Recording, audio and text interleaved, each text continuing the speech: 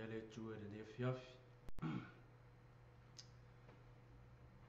o le proklame nei o le mana le upu ia matu te whawhiro i tu e le fiafi i o whafonga Samoa o i lavo maua le nei proklame le fiafi ia matu te o wholofa matu whawhiro i atu le fiafi i suafo malu tatu li ia o matu nei ia o lo o maso o mai matu tai sunga ia leo o ia ia ro ave o matu tai i nei fiafi po kalame ia o so tuai ma sunga ia to vio ia o matu nei wa matu o mai ta pena e por kalame mana le upu ia ave ma suio le ekalesia moli atu ai le mana upu so finangalo i le nei fiafi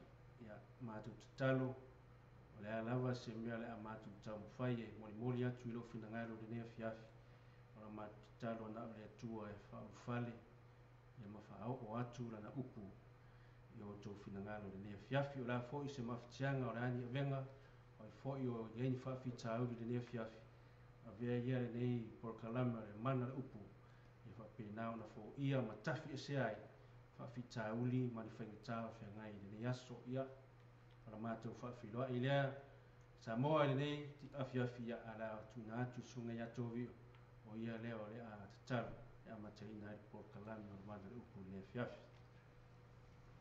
tātou talo ia tua mātou whawhitai nei tula le aso ta mai o mātou i la leifu le nei malu le tua o mātou mai fo i le atu mātou tuna atu ia te oe o whawhonga Samoa le nei taimi ta mai ato te mna umia oe nganga pa ie ta i mātou po kalani le atua le aluai o le mana le upu le nei aso le mātou ta mai mātou tuna atu ia te oe sa whawhonga Samoa le nei tai au le atua mātou wala au ia te oe nganga pa ia o lofu sosoani siri lea e te amata ina i mātou po kalani ta mai ta mai le ngale nei por kalame le atua le mana le upu wai fo se tasi Samoa lo whanongolongo o maua fo i mawhitianga le tino i mai le atua le mana le upu e ale le whamalolongo ta mai fo se tasi o mawhatia lo na loto ta mai mātou wal au ia te oe nei tu la le atua tu inatu ia te oe o le mana le upu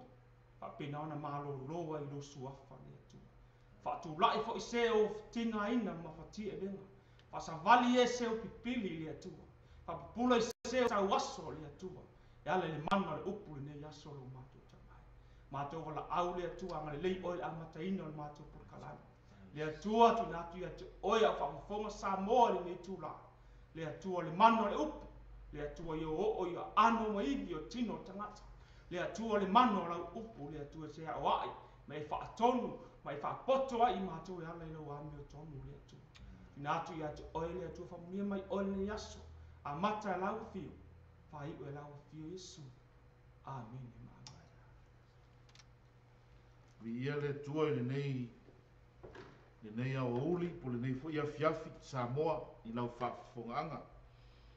Le tonu mātou te le o ese lava ma le mau au tū o le mātou pol kalame. O le mana i le upu o le atua. Praise the Lord. Ia e lua ni tusi mātou te fia taratala noa i nei tai au. A tonu o ni tala masani lava. Ia e wa mātou au maia. Ia tari tonu e yeise au ngā mo i tātou Samoa i lau whaafonga anga. Peola mātou tusi mua mātou te au maia le tusi o mātai o se fulu ma le lima. Ale fai upo e tolus fulu ma le wha e o atu le tolus fulu ma le fitu. Wha peneiro na fai tawina. Na whetalai atu ai lea o Yesu i a te i lātou. E fia ea ni a autou a reto. Na lātou fai mai ai lea e fitu mai a laiti. O na whetalai atu ai lea o ia i le motu o tangata. Ia lātou ta oto i lalo. O na tango ai lea o ia i le a reto. E fitu mai a ua whawhetai ma tofi tofi. O na watu ai lea e ia i ona so. Ona matu ai lea ele au soo i le motu o tangata. Ona ai ai lea i lato uma. Lato uma lava. Ua maa ona. Ua lato fue foi i toi ainga. Ua tutumu ai e te fitu. Tonu ole tusi mua muole nā. O la matou porkalame. Ia maritusi lona rua. O lo maua lele evangelia Luka. Luka e whā. E lima. Whai upu e whā e o atu le whai upu e fitu. E whā pealo na whai tauhina. Ua umala na la unga. O na whetalai atu lea o ia i a Simona. I nā tu atu ia i le loloto. Ma tu i fuai a o tau penga. E mau aini ia. Ua tali mai Simona ua whapea mai i a te ia. Lea li ie. Ua a tole po ua tinga aina ai i mātou. I le aini mea na maua. A ona o lau whetalaina. O te tui fuai leo penga. Ua umana lātou whaia o lea mea. O na lātou si o mia ai lea o le au i a tele lava. Ua māsae aino lātou penga. O lātou ngenu atu i o lātou. O i le tasiva. E o mai e sosuani i a te i lātou. Na lātou o mai ei lea. O whaatumu. E i lātou waa uma e lua. Ua tali ngō ngoto ai. Praise the Lord. Tari tonu sa moa. O nei whai tau. E leni whai tau fou i lau whaafonga anga. Ua loa ma ua whea so e nisi o. O au whainga luenga le atua. I le tala i le. I le whanga ina e le motu. E Yesu o le motu o tangata. Ato ai ma le tala i le upenga. I le au whaiwhaiva. Ona matou whaia leo se au tū. O le ase mea e te ngau ngau ai. E whaatumu e le atua. O le ase mea te mativa ai. E whaatumu e le atua. Tari tonu olo o iai tu tonu le tala lea peo na whaitauina i le amatanga maina. E fitu a reto mai ai lua. E le tai o na lava ai. Ia le motu o tangata. E pela na matu whaia se autu. O le atua e wha ato ina po o le atua. Na te wha tumtumu ina. Mea ua ngau ngau. Praise the Lord. Amen. E o foi le tala i le upenga. Whamei. Ua uma le poto o le tangata. Ai ona o le atua. Na whetalai. Ai te ilo e ai leu si kai le upo le atua. Ki rewa ai mi wawenga. O leu si tai o peteu. Na tumu e leu penga. E le i asa i le whaiva. Ai sea. O no leu si tai o peteu. Ma nei o foi ni tai ai pe o peteu. Moni ai o so vale. Ai e usi tai. O le tangata e usi tai. O le tangata ua loto mo lalo. O le tangata ua whaatanga risi tangata e alu lunga, ai alu ia i lalo. O le whaatua tua e inga luenga e whai. Tali tonu ina ua tango e Yesu le areto maia. Sina fia ele atua e Yesu ele lava. Ai o le whaatua tua e ala i le tango whamei uwhia whawhetai i le atua. I le areto maria. O le atana e tau atua. O lo mau sa ni le whaatua tua o Yesu. E tupu le wawenga i le ia. Ma areto. Ia. Tari tonu. O le a tuatu le nei avanoa. Ia ua sunga. Mai si ngano ma tovio. Ia mana i foi e. Au mai se lua whaasoa. E winga foi i tatou. Tusi wa tatou. Filifilina i le nei aso. Praise the Lord. Ia le tua ele. Ne fiafi. Ua. Tonu naua maua sau whaafunganga sa moa. Ia whaasoa atu a. Sua fo ia le o pe le ua ave mo matu te tai le ne fiafi. Ia o tusi na ua. Mo whaiona matu au mai e whaima. Mato mau au tū le ne fiafi. o le tala ia Petero ia mavavenga na faia Iesu o te fia o mea lar fai upu e lima o le luka le lima ai le atoa lona fai tauina na o whapea a ona o lau fetalai Amen. o te tuu i fuai le upenga pe mele tala Petero a ona o lau fetalai o te tuu i fuai le upenga te loa o e Samoa lena sau no atu no matu tai fe meu si tai o Petero te loa ana le si tai Petero ile se va venga va ai Petero ile tupu se va venga e te lo te o te fa tu wina le o te me se manatu o tu fa tu ye la tala no ma fa so ara ne fiafi aua e te ena le musu musunga are nganga pai Amen. aua fo e te ena lo vala a wina te loa e ye le tangata o musu ia le nganga pai o le tua e ye le tangata o la ngona ina le vala wina e ye le tangata o fata ua lo na vala wina e fo tangata na te le fata o ina lo na vala wina e te loa o lo feta lai le tua le fiafi lo fina ngalo au ai te ena musu musunga le nganga pai a fai o atu se upu o le mana le upu ya te oe le fiafi te loa Samoa o mana o mia ele atua lo tatou whaongai. Amen. O mana o mia ele atua lo tūlai e whaonga oe. E leo tu iese taimi. E leo se taimi o le tatou nofo nofo. Mo leo tu iese nofo nofo o le taimi nei. O le taimi o lo whaonga ina. Wa lata le toe fio mai o le tatou ori. Let's whai longa te waia. Ale o tele me o te tupu. Tele me wa ai e lunga le Facebook. O iai me o te tupu. Au mea na, feta lai ele fionga pa ele atua. A te tupu mea na, whaia e o ta touru. Mo i whaito to alo na toe fio mai. Te loa, wala au le atua le fiafi. Au ai te ena le musu musunga le ngang pa ia o le atua. A whai wa musu musu le ngang pa ia o le atua. E whao ngā se tā leni o i atua e tula. Tula i e whao ngā. Au ai te tau fiofi.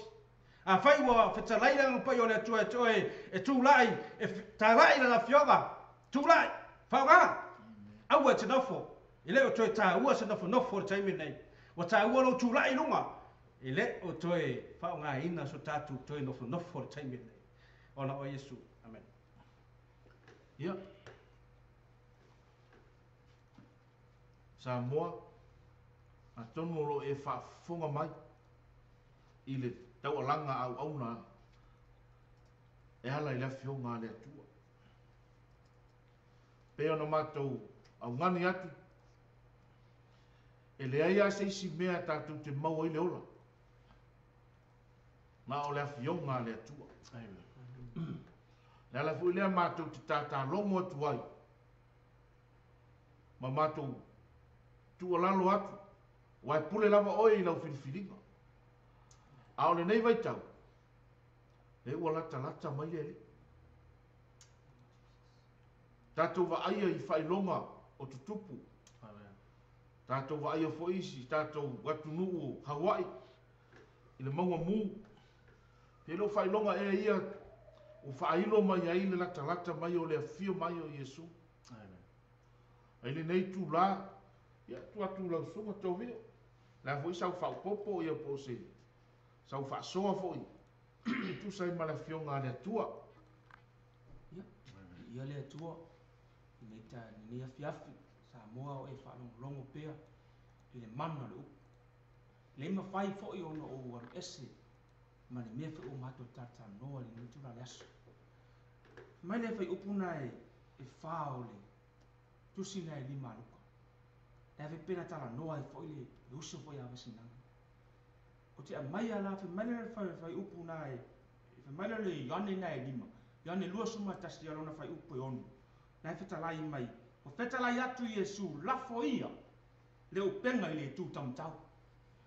Amen, hallelujah. Samoa, whape i mai oe nei taimi. Whape i mai lo langa au auna i le atua pe o tangata me o Simona Pete. Ai ona ole usi tai o Simona Petero i le whetalai mai. Samoa le nei tūla le aso. O te whaamalosi mo oe nei tu la laso. To tu ulo upenga i roto. La fola upenga i le tu tamtau.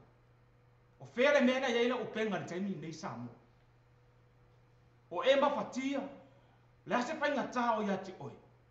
Pena avatu le matu tai le amatanga. O le atua e whaatu muina mea uma. O le ase ngao ia te oi. O le ase whaale e tonu oi le taimi nei. Lou o langa au na le antua. Le o tue a mai le upule nei ia te oi le tai au le nei po le fiafini. Toi plafo la upenga le tu tamutau le wha. Samoa ni nei yasu. O tau tala la fio ngale atua. Langa le mana le upu. O le ustai o tangata le nei i le upu le atua. Langa le upu lea. E ye le mana. O le upu foi lea. I fa penanto e tano le atua e tu oi le loto. Fa pe i mai oe Samoa le nei tula le asu. Toi la fotasi ala upenga. I le isi tu. E o fai a tia uia. A fai o te ilo le ila u fale tonu. O te mna e toi la fora upenga i se isi tulanga e taun oia. O te manuia i le atua le tau au nei. Samoa e whafonga le le tula le asu. Toi tu tasi ala upenga le lalo. Langa le upu nei, o le upu i le mana. O le upu te olai, o te olai, olai oi malo ai. A fai po lase whaale e tonu alo ai ngal taimine nei. Toi la fotasi ala upenga alo ai ngal lesi tu le. Samoa e whalongo, ni nei tula le asu. Toi tu ulo upenga le lalo. E te mau ai me tele. I ngao ai, oe, ai toi whaatu muina oe. Pena avatu la matanga na mataitai. O lea tua e te tumu ai. I le nganga pa ia, ma le whao unga le nganga pa. E o whi tono ngā luengaro e ngā lue ai. E ala na whaatu muina oe le nganga pa ia, so se me te ngā lue ai, e te la ngona lea tua. Ma fome esa, ono la wai, tu la upenga li loto. Pena peta lai i lea tua ia pete. Tu e lafo la upenga i esi tu tamutau. Ona e maua i o mete. Samoa, pola te tena tu e wha malosi, ia te oe Samoa le aso nene. Tu e lafo tasi a upenga i le tu tamutau. E te manuia. Manuia i oe mana whanau. Manuia i fon ngā lue ngaro e tu e me ngā lue. Wha manuia le tu ia te oe le tu rana aso. Ona Yesu. Vi ele tua. Ma na ia fa soa la uso umatu. Ngā lue atu le nei aso. Le tua. O le tua e ana leu. Ana leu sitai e peteu leu. I leva ai e peteu e isi mea fo. Wa leva na fai peteu. A toa ai manonoso. Ai o se aso sililia. O se aso mua foilia. Na masaya e penga a peteu. Sa moa o le atua le tatu te omna. E le isi atua i lunga atu pei lalo ifo. I le atua le tatu te omna. No le atua e na te whaatu tumu mea tatu te ngau ai. O le atua na te whaatoa mea tatu te matitiva ai. Ang leu si ka ila peke. E le masailo pe. Ai inga ua. Whaile wa venga ua. Kumu me ua masailo pe. Me ua ngengo isi wa. E le ilo isi wa. Le mele kupui. Pe anga le ngengo la wali ia yo. Aku mai ka ku whale ngama. Ka kou ia wa ka kou ka lia le lii ma ka kou. Wa vea ma tangata u whaola. E foi teime o tatou wa ai mea i whale ngama. E upiu ka kou maka u. Ai amang wia ka kou. Amang wia o tatou loto. Ma tatou o ngama. Ka kou ngengo i ngai uso. Ngai uso o vai. Nga kou ka kou kua oi. Ka kou ngengo i e. Yesu le i. Ngengo i e. O ngai loa. O le o nga ko ngaluenga e fau ko kas. E fau kele. Ai ka ko ke fai e le loko e kas. O mai o ngengo. O mai o mai ka ngaka. O manguia o la ko loko. O mo la ko ia. Ka ko ke kala mo le ia ka ko kala mo ia manga. Langa fai unga le kala le fai mai. O ke fai o ko uma. Fai ka ngaka. Mai a maka ku le so mai. Moko mo ka mata. Vai a maka mai le a fai utanga. No winga, o o tatou whengaluenga le whai. Tatou te whaia ina ia maua ni anganga. Tatou maua ni anganga mo le le. Wa o le tatou te mai whau le malo le atu. Whai mai, ia tatou mua sa ili le atua malana me tu. Malonga malo. Ngo whapopo mea le. Peo se mea ngā mkwa imanuia hea loko o ngā o uskai o peke. E lei whape o peke lu.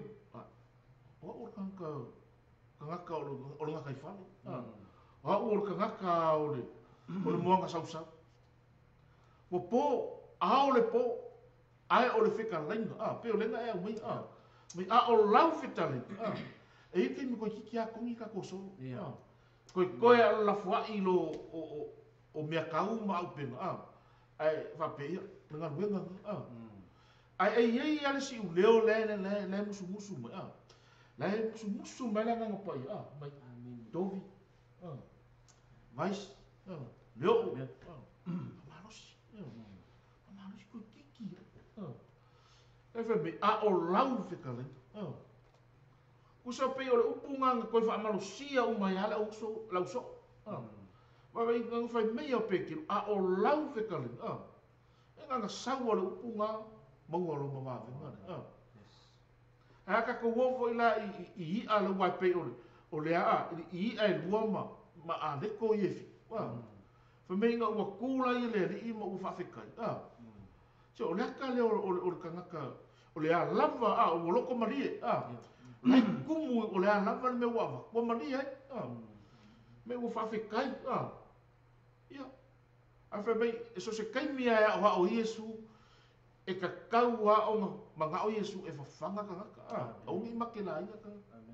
Ia ma onga i le anganga ai whapenga whalikingo. Ia pā lengi ia mea uma. Hoi ka kousa mua pe po le ale ma ngai o le upu. A whale kongu lo le mea. E pe o le mawauwhauanga whasa mua mo i le. Pe ma ngai o le la unga e penga wapena e lawa le mea. Ai a pā lengi la mea uma pe o la o ngā i Iesu. Whai kau ku fo i kusi umai ala whai awanami. E so se kaimea umangala nga whaila o ngā Iesu, ma la unga Iesu ka. O ngā whasili lau Iesu e ngā uso. O ise mea ai e whawhanga ai. E le mga o Iesu e ke alu make lai. Mga o Iesu e ke alu o laike makua i kumu oi. E ke le ngaka ngai kumu i mea ai o le kingu. Ai e sili ngai kumu i upu whaleanga. Ai whai mea, whai mea ua uma o ngā whawhekai. O ngā wakule lau so oi o. A mga kore kaimina ngā whai Iesu i lau so. Whawhanga ia, i le moko kangaka. A whai mea i le kare lau so. O whai mako ke maua mai, o le ko ngā vau. O le ko ngā vau le mea lea. O whai mako ke maua i, a kongo wape, e le laka laka mai ni whare o loa po ni shopping center me wape. E maua mai engi. A le ngalo lau so. O le akua lea. O le akua lea. Easter sauce. O ia o whapo ngai o mea. Ia whai mei ngā maua mai, o ia e lua, ma a leko e whiku. Ai ngā ua umanga whawhekai. Me ua waku lau so o me ua ruaku kufa akua. Ua umanga ai, ma o ai fue mei e whiku le ako la popoa.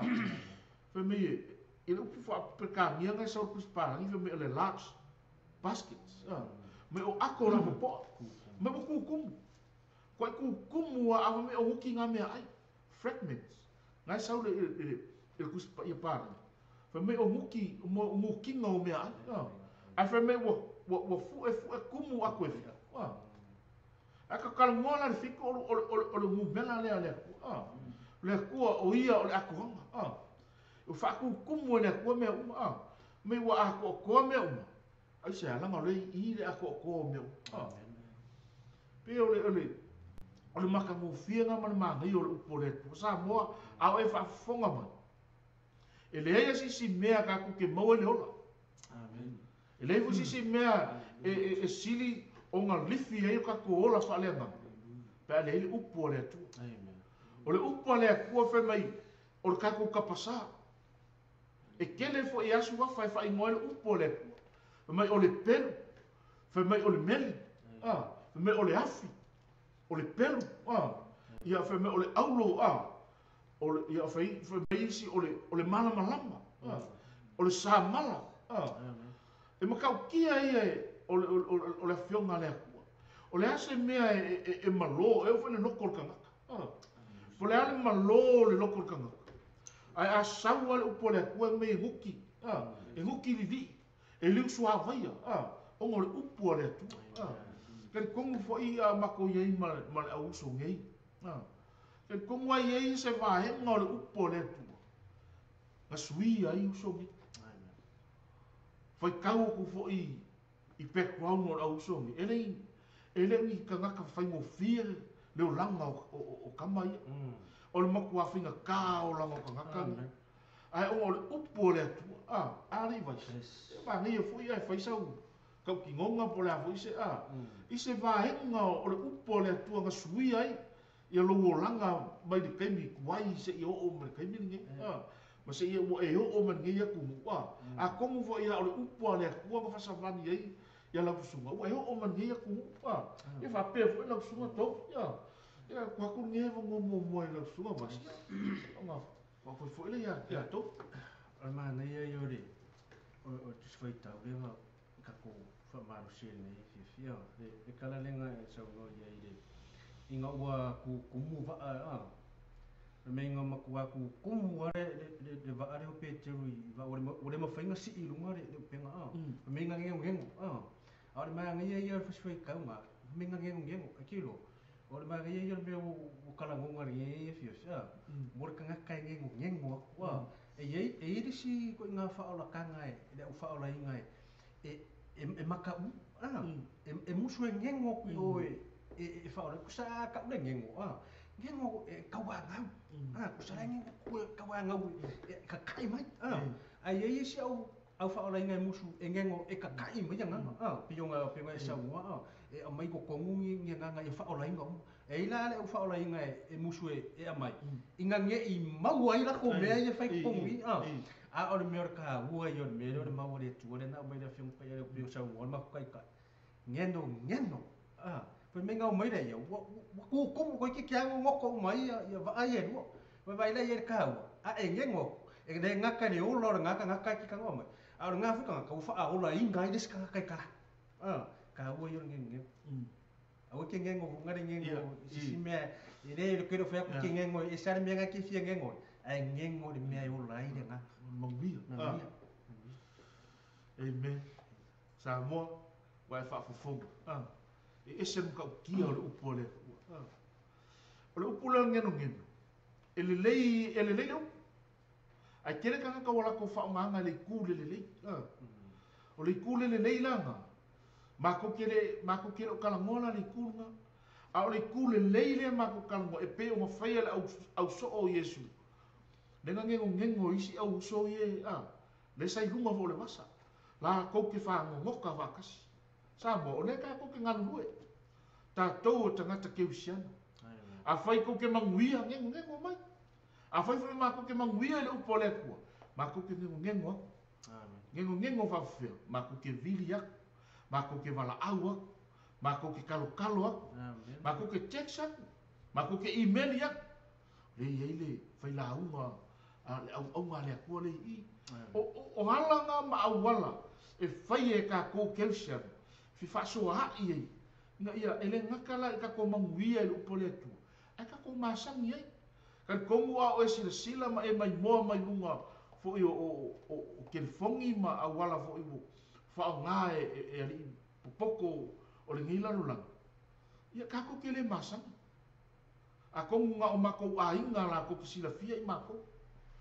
a o Samoa ka ko kile masa a le ko se sila mai ya i mako o nga o le upu le atu o le afo se mea mako ke fia manguia ya o ko pe a mo ngi ya ni ngo mai mako ke ngengo ko fo ya o ko ile upu le atu tovi ya sa fa popo sa fa so fo ile ya aftai sunga ya le o fo mo le malo se fo imali to tunga fo upon mana ni tula na su Samoa e paula o se meo to fi au mai ai te tonu i le meo lo mato tala no ai Samoa pe se me o le fa manuia i le tulu lo tu fa longo fu le so ma tu ma o te va ai le upenga pe a masai o te va ai le upenga pe a masai pe o upenga le tara no i le so o te va ai le uloko a mene Samoa o te va ai le uloko a va ai nge se upenga e pi i ngi meongi ai no le leia Samoa ai ka ngoi e ave le upenga ko so e ke me ko e ale ao me le upenga e ke vai pi e mea ke vai pi e limu e ngau meu ma sai singa mea po angi me pi e ngo ngone ko o ile o Samoa e fa longo man ni tula le aso o ke va ai la upenga wa mai la upenga lo loko o ke le kangola mai se ie fo ile Samoa pe ka inga fa ye se ka inga mule se tulo a masai ke aru me me fongo ai a te lo o Samoa la tu fa malosi po lo lu i fo mo oi ele fenga esu ia la upenga i se kala skangaka o se me fa le kongo ai po se kala se fai mai e ke kamo su i le upu le atu a mene Samoa po se mena la o uso fo ni po se mena o ko ia mai o fa mo via mai le atu lo ko la suni te mena o mia le upu le mana le upu le e ko su i la upenga ia le lei mo o ka mu o se kuranga le Samoa e fa longo mai fo ia fai ma ku ai fa le kongo ala o penga temni ele ma fai e tala tangata ele ma fai e tala lo ainga ele ma fai e tala le kale siro e ngalu ai ele ma fai e lo tulanga awao ele ma fai e lo tulanga ki akono ona su ia lo penga e su i le afio nga le atu le mana le upu na ngole al upu le ele lei e lo loko ele lei e lo wa ai ele lei e lo savali ele lei se me se me ke pai ele lei le me lo te fa malo si mo o sa su i o ka ko loko i le upu po le afionga le atua a fa fa le tonu la upenga Samoa ai me se foi mako konaka e fo ke me fa le kongo foi mako upenga ai pe o mele o ko fa ai au le atua o ki kango ke ni o ki fa le kongo ki kama mele upu le atua e su i le loko e su i le loko la ngol upenga le pe kau kala le asuni Samoa ase fa le tonu le upenga o ya o e po lo loko po lo kanaka au mai la fionga le atu po le mana le upu e su i o ka koloko su i la penga le ia tao o le manu wia o lo fa tali mai le atu mo o e ma su ia Samoa ta tonu wa wo o mai si ui fo o por kalami a ta tonu wo to le silsila mai le matu tomata ta o le matu tomafa le nga ta sile va enga o tonu la fionga le tua o no le fatu vo ile o le fa o le tanga o le alofa fe merita la paulo pe tau tala nga ngana tangata a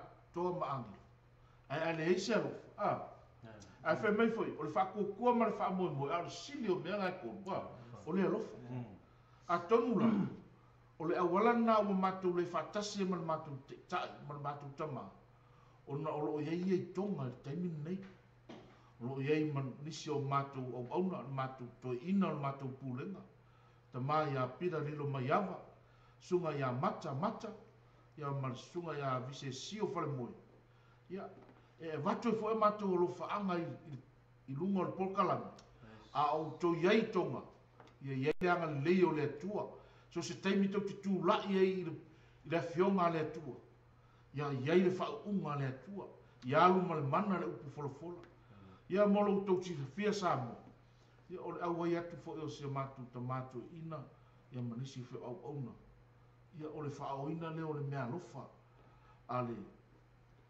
VOC Full Gospel Church i tonga o le tau au ina o le sa o le fa fia mainga i tonga ya e fa tai fo ina tua no loto fo io ia au ona no le wo o tonga le se tasi fe o la o matu fa la puto ia o le vi inga o le tu po la fo tala noa ma tau langi o le lofa ai le fa tino ina ia e matua sume palo tanta ia e pei e mole tuai lo fa anga fo o matu por kalame o le mana le upo le tua i au na o matu vala ona o lo i tonga ia lo fangia le tua I le aso sa pati atai au ia iai le anga le o le atua. Ai nei toi taimi, ia ala vatu nei minute. Ia e muli e wolo whaanga i o tau ainga ia ma. La fanga fo ia va pe fo lo fe atovi o ia no. Fa mai ai lo tatou por kalam. I le atua ne fiafi atonu leua ma ua sa tu whafonga le atu le mātou te tai le fiafi mori atu le whaanga i tai o masi ui o le mātou por kalami i mori atu e o mātou le whaanga i se mātou te mawhai fi au mātou wala wala i o lo i tonga o le whaanga nā tātou por kalami mo lau sunga vise whare moe ia le ngata i lea o le tama ia le pisi ia ma le sunga ia mata ia mori atu mātou lo whaanga i le fiafi ia whai o tū sila ma whaafonga mai le por kalame a ona nei ia awai foi se tasi o na sila fia ia o nei ia mori atu o lo whaaga ia tau ia ina ia o ngā le upo le mana ia te oe le lea fiafi pena o na avea o se vai malu e tafe ai i ngau ngā tino o lo fina ngara pena o na wha o la ina ise a nganga o fia mana o mia so soani le lea fiafi ia sa matu whamtalanga ia manu ia tele lava lava singa o te toe le lea fiafi o poka rame whai so i fua